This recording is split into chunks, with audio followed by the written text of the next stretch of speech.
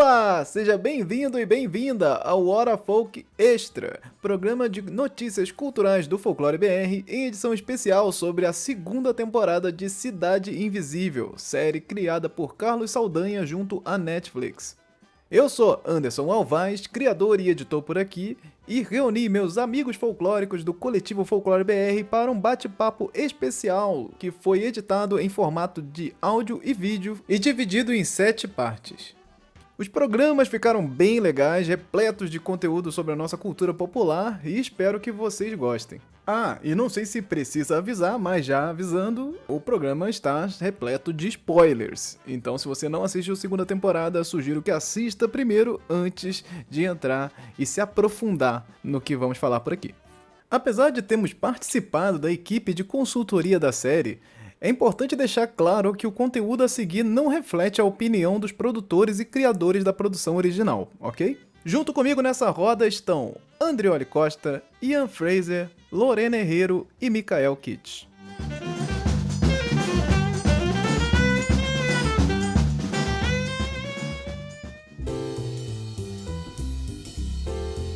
Então vamos lá, a gente começa aqui com Matinta Perê. A Cuca, né, ela chama de Matinta Perê. E Matinta Perê, aí teve também a internet reagindo do Perê, não é Pereira, já tá fazendo errado e tal. Mas, gente, Matinta Pereira é um dos personagens que mais tem variações de nomenclatura, assim, de todos, assim. É um negócio surreal, porque vou falar até alguns aqui, ó. Matinta Perê, Matinta Pererê, Matim Pererê e Matita Perê. É alguns aqui que eu peguei. E tem o Matita Perê também. Não, é isso que eu ia falar, então, assim, Matita Perê. É isso que eu ia falar, Matita Perê. É muita variação e tem para muitos povos também, para lugares diferentes. E aí a gente vai fala sempre dessa Matinta também do folclore, e a Matinta que existem em povos indígenas, que inclusive são diferentes entre povos. É importante pensar isso também, que tem um personagem que existe em povos indígenas, mas isso não quer dizer que ele existe igual em outro povo, porque ele tem o mesmo nome ou um nome parecido.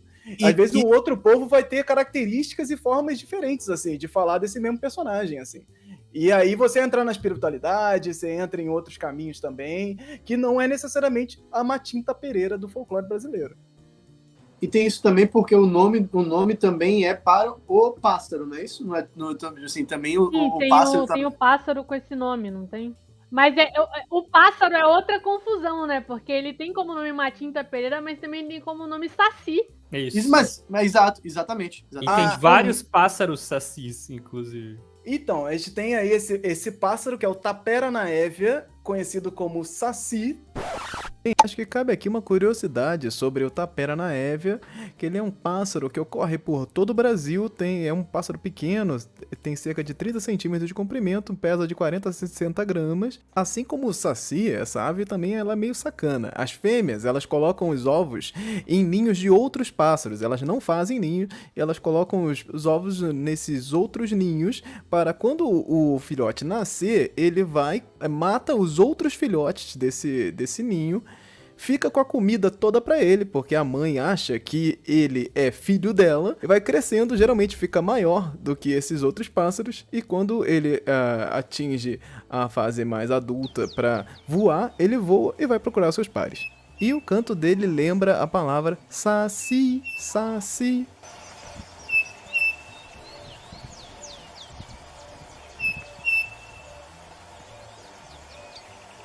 E ele também é conhecido como Matinta Pereira, que não é a rasga-mortalha, que no caso da série temos a rasga-mortalha. A Matinta Pereira se transforma na rasga-mortalha, que também é uma versão. Só que aí o que acontece? São muitas versões. Temos a versão Matinta Pereira que se transforma na rasga-mortalha, e temos a rasga-mortalha como um personagem solo, outro personagem. Então tem a versão onde rasga-mortalha é uma outra coisa. Não. Na série ela se transforma, mas temos a versão de que rasga-mortalha não tem nada a ver com Matinta Pereira. Hein, não é à toa que a Jaciara chega ali no final da série e fala: me transforme no ser de 1000 faces, porque tem 1000 Matintas diferentes.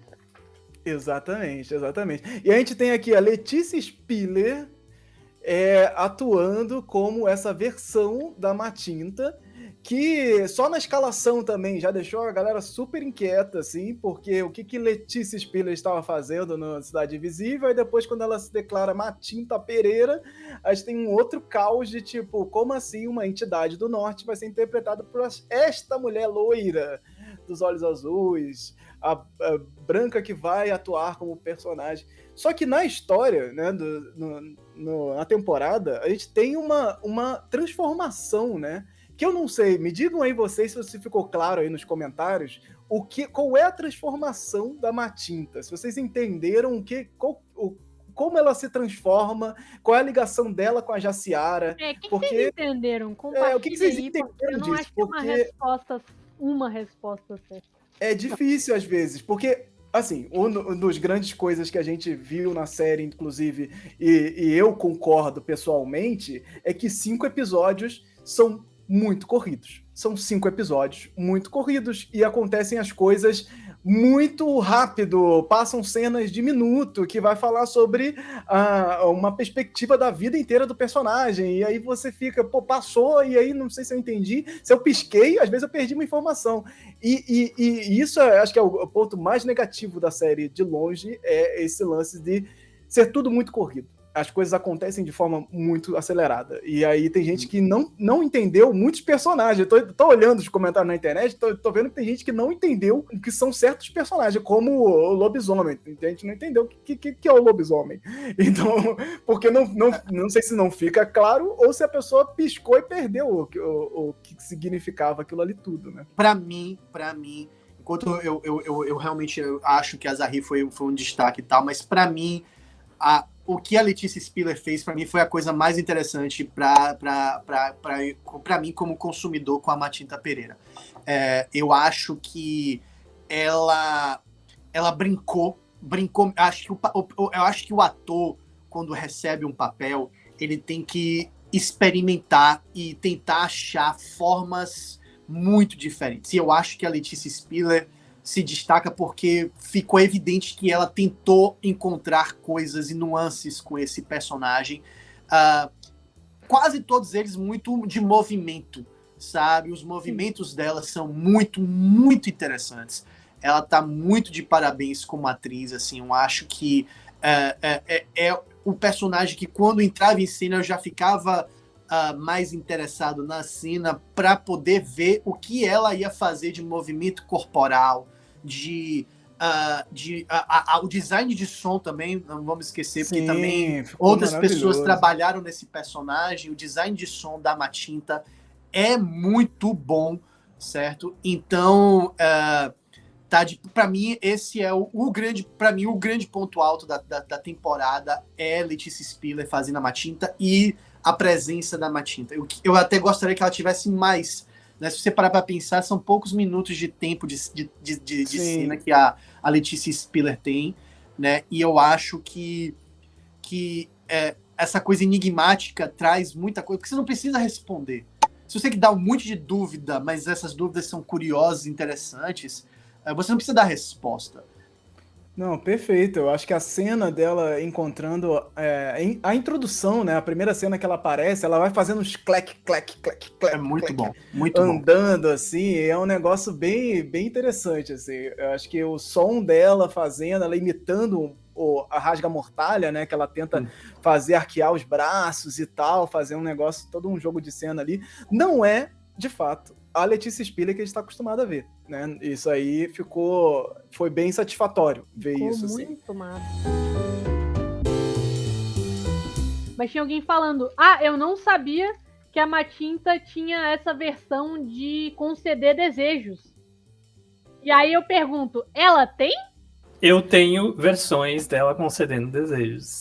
Olha, chocada. Conte pra gente, Mikael. Então, eu tô com vários livros, várias citações, então vai ser bem interessante aqui.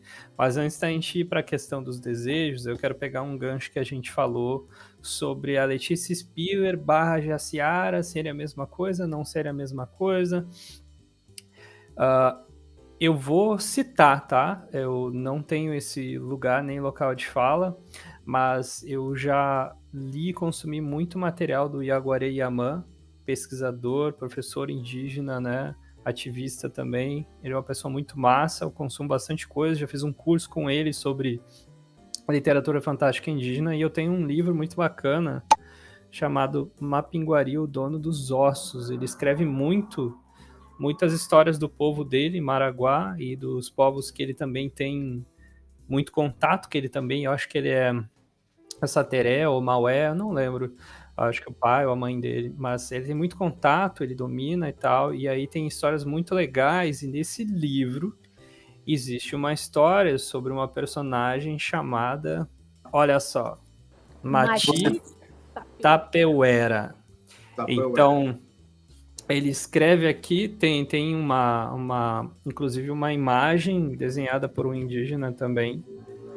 É muito legal, assim, e eu vou ler um pouquinho o início só para vocês entenderem, tá? A palavra tapera, né, que tem em várias línguas indígenas, ela normalmente se refere a lugares abandonados. E essa personagem aqui, ele escreve da seguinte forma: a Mati Tapeuera é um espírito mau que vive em casas antigas ou abandonadas. Aí ele coloca um termo aqui específico, né, na língua, e ela aparece sob 3 formas: como uma mulher velha e ranzinza, como um menino maltrapilho e andarilho, que aparece repentinamente vagando pelas aldeias, e como um pássaro negro mais ou menos parecido com uma coroca. Coroca, para quem não sabe, a nu-coroca é um pássaro preto que anda em bando aqui na região amazônica, e ele é um pássaro bem barulhento, né? E ele é bem emblemático, assim, o formato dele. Eu acho ele um pássaro bem bonito. E aí, olha só, para não me estender muito, contam os antigos que sua origem se deu nos primeiros tempos da colonização portuguesa na Amazônia.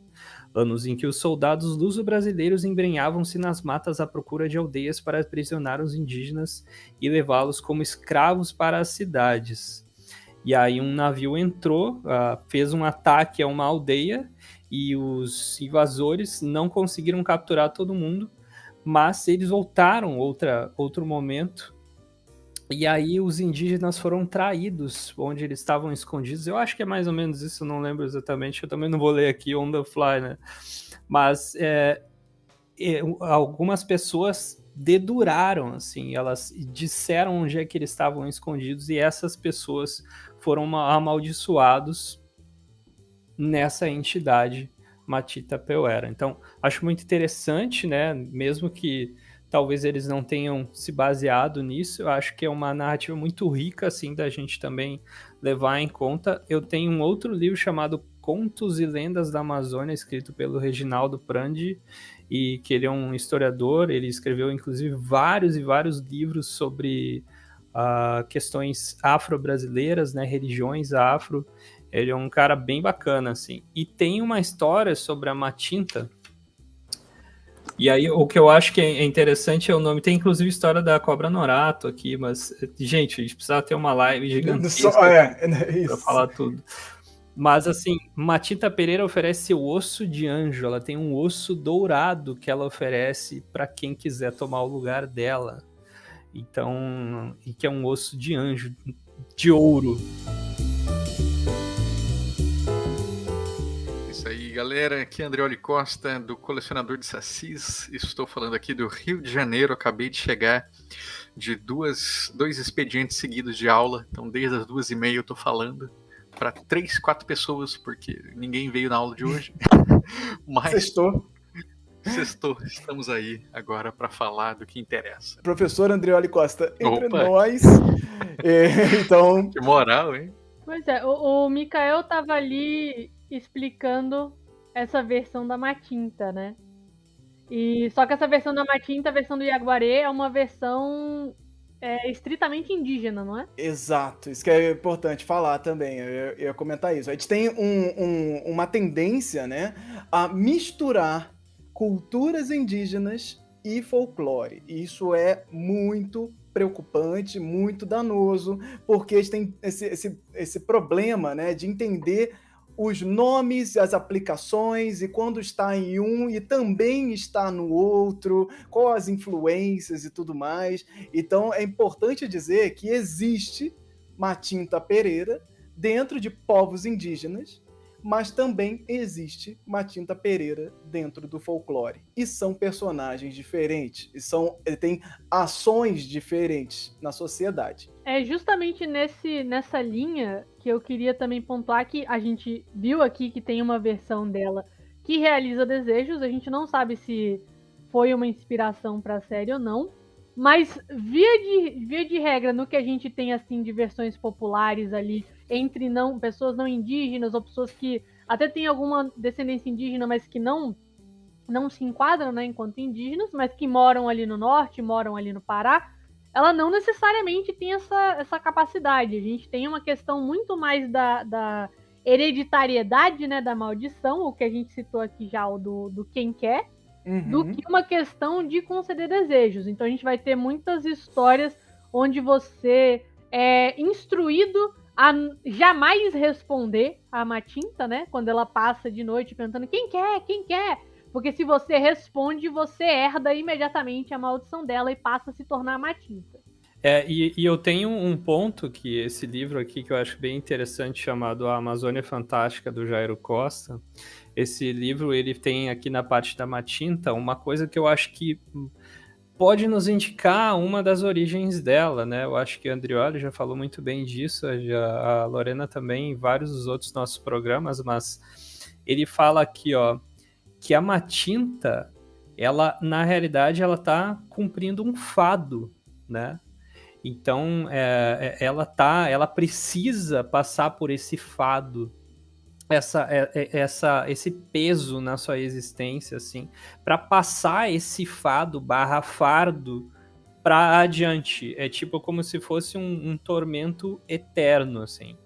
E aí diz aqui, né, na citação do próprio livro, quando a Matinta sente que sua morte está próxima, ela sai vagando pelas redondezas, gritando bem alto, quem quer, quem quer. Então, um outro relato aqui que a gente tem, e vários relatos que tem nesse livro, inclusive falam do próprio Pará, e dizem que aparenta ser uma mulher maltrapilha, às vezes um homem maltrapilho, e sempre associada à questão do assobio, né? Quem aqui nunca ouviu um assobio de noite que não sabia a origem? O que era aquele assobio? Podia ser uma coruja? Podia ser uma pessoa brincando? Podia ser a Matinta, né? Então, até tem várias dessas questões também. Na cena de apresentação, se tem quem quer? Então, eu ia mostrar aqui na questão do livro que aparece, né? O quem quer, eu acho que não aparece em nenhum momento. Essa referência do quem quer, eu acho que ficou, porque não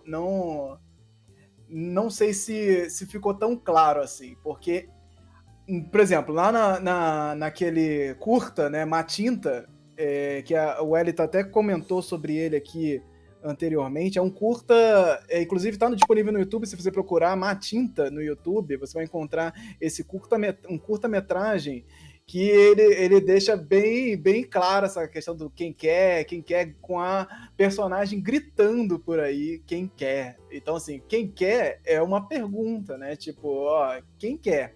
Não, e a gente pode pensar também, Anderson, que é uma onomatopeia, né? Se a gente for pensar no mito da Matinta como um mito ornitológico, né, ligado aos pássaros, no caso ao próprio pássaro Taperanaévia, esse quem quer, quem quer, quem quer, isso é claramente uma relação de um canto de pássaro que se escuta. Então você ouve a onomatopeia do canto. O quero, né? Que tem essa brincadeira. E falando de pássaro, uma questão interessante para vocês saberem, os pássaros que têm o nome de Saci e esse que também recebe o nome de Matinta, eles cantam também de madrugada, em algumas épocas do ano. Fica muito. Aí, gente, a gente tem esse livro que aparece na série, que é o livro de cabeceira ali da Luna. É a primeira vez onde aparece Matinta, como se fosse um vento passando, e aí ela vai e cai na página da Matinta, ela olha, E lembrando aqui também, mais uma vez, como a gente falou no programa anterior da primeira temporada, este é um livro fictício, ele não existe, ele foi criado para a série e também é mais uma dessas questões assim que são só alegorias feitas para a série de TV mesmo. Você não vai encontrar esse livro em lugar nenhum. Tem gente que às vezes pergunta, qual é esse livro? E tem lá e tal. Perguntaram muito daquele livro vermelho na primeira temporada. E não, gente, esse livro é um livro feito para a série. Então ele tem ali a frasezinha, né? Eu quero, aparecendo ali no livro, fala origem e simbologia, mas aqui tem um blá blá blá, meio blá blá blá, gente. Não é uma coisa. Esse livrinho aqui, né? Que ele é um livro bem curioso, né? Por assim dizer, porque ele tem narrativas que, assim, eu não botaria minha mão no fogo por elas. E aí o que está escrito aqui é: Matinta Pereira acompanhada da Sarará, uma coruja preta que não a deixa nunca. Aí, né, temos aqueles várias relações da Matinta com pássaros. Ela própria pode ser um pássaro que assume forma humana, ou às vezes também a gente encontra muitas histórias em que ela anda junto com pássaros, os pássaros a servem, especialmente a rasga-mortalha, a Suindara, coruja de igreja, que é na série aquela que assume a própria forma da Matinta, né? Só que Matinta mesmo é um pássaro à parte, o pássaro pardacento Tapera naévia. E aqui nesse livro tá se falando de coruja preta, Sarará. Já encontrei muita gente também falando em corvo, provavelmente por essa relação de pássaro preto e a mídia que faz a gente consumir muito, sei lá, filme gringo, né, em que pássaro preto de mau agouro é corvo. Então, às vezes, corvo aparece como uma relação com Matinta. Mas aí a gente tem que ter esse discernimento, né, de entender que a oralidade ela é plural, as pessoas vão construindo imagens na sua cabeça. Não existe assim, esse aqui é o certo, mas existe uma lógica. E essa lógica que a gente está mostrando. E o corvo também, fazendo pequeno parênteses, em alguns lugares eu já ouvi sendo sinônimo de urubu. Isso é coisa dos gaúchos. Os gaúchos falavam muito isso pra mim. Eles falavam assim, olha o corvo, e era um urubuzaço. Urubu assim, preto, É tipo, é o nosso corvo, né? E aí, tipo, pra quê? O corvo É um urubu. O urubu também, ele tem essa sina de ser algo tosco, feio. Então, assim, o corvo tem uma poesia, né? Tem um poético aí vendido pela cultura europeia muito grande, né? E a gente trata o urubu de uma forma muito pejorativa aqui no Brasil, né? Uhum. Então, e seria o nosso corvo, né? E, tipo, colocar o urubu como um personagem importante em alguma obra, porra, seria mais do que justo, gente. O urubu é um bicho incrível, assim. O que nós temos é o urubu rei, né? O urubu rei ele já tem um destaque narrativo mas interessante. Ele continua sendo feio. Sem derivações, mas o pessoal tá lembrando aqui no chat da gralha azul também, que é folclore paranaense, né? Gralha azul, como aí já não é um bicho de mau agouro, é um bicho de sorte, né? Paraná. Vocês comentaram sobre Saci e Matinta já? Já, tá. Passou por Saci Matinta. Talvez seja legal dar uma noção disso. Quando eles se encontram e quando eles se separam e como isso acontece, né? Que esses cruzamentos assim, Matinta, Saci, Pererê, Matinta, Perê. É bom falar do Pererê, André, olha. Mas é doido isso, né? Porque a gente vê, por exemplo, os cruzamentos entre Curupira e Caipora. E é bem evidente o porquê que eles têm cruzamentos. Agora, Matinta e Saci é uma coisa que você fica assim, para além do nome. Qual que é o vínculo que eles têm?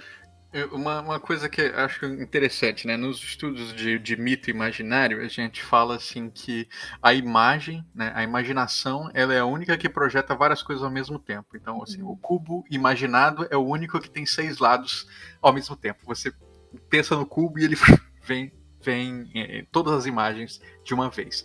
Por que eu introduzo isso para falar dessa situação? Porque quando a gente vai falar do mito, a gente muitas coisas vêm ao mesmo tempo e todas elas estão compondo uma origem partilhada. Então, quando a gente pensa de Saci e Matinta, a gente tem que pensar que, bom, primeiro estamos pensando em culturas orais. E dentro dessas culturas orais, a gente faz separações silábicas diferentes a partir daquilo que a gente escuta.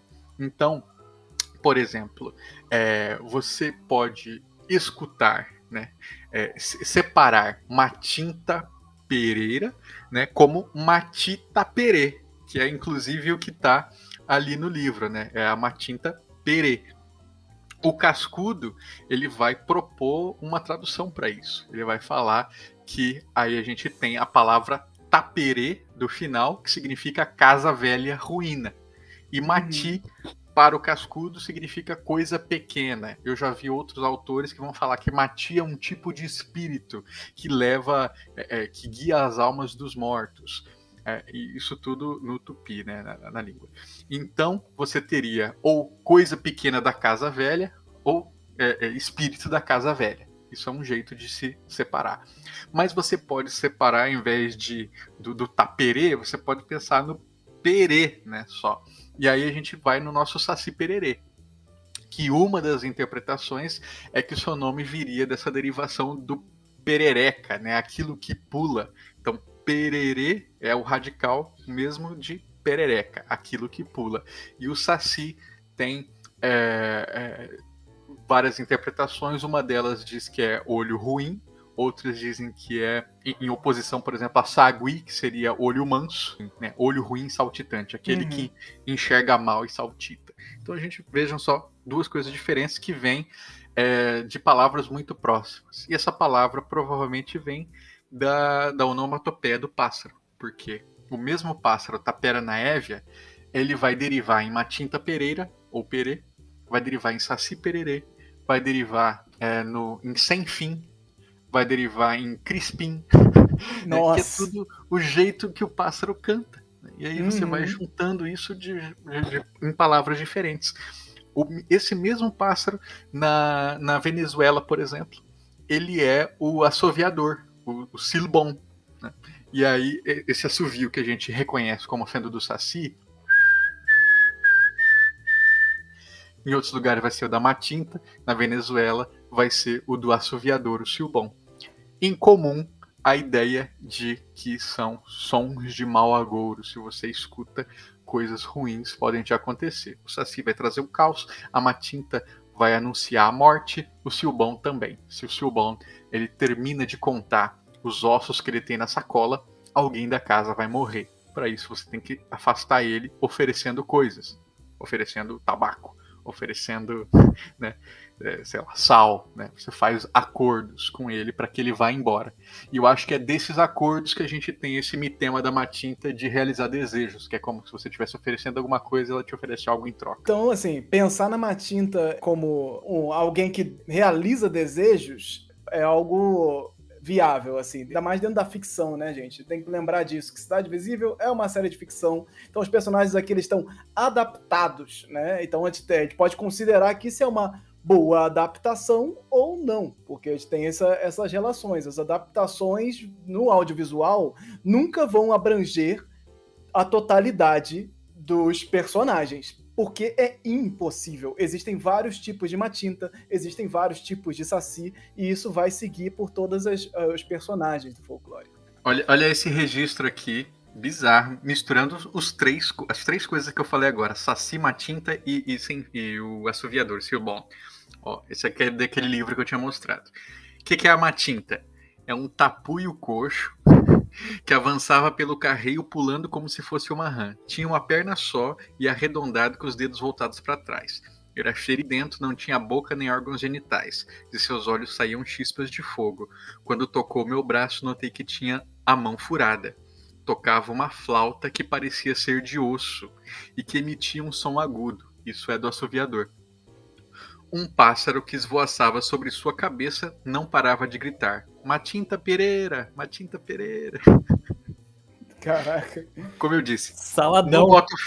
Não boto fé nesse autor aqui. Qual tá? é o nome do livro, só para falar aqui? Amazônia Legendária, do Altino Berthier Brasil.